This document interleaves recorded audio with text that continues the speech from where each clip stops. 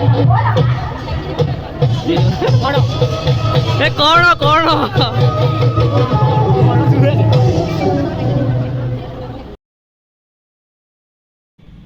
Everyone, কি খবৰ সকলোৰে? আশা কৰোঁ আপোনালোক সকলো ভালে আছে আৰু আপোনালোকৰ কৃপাতে ময়ো ভালে আছোঁ।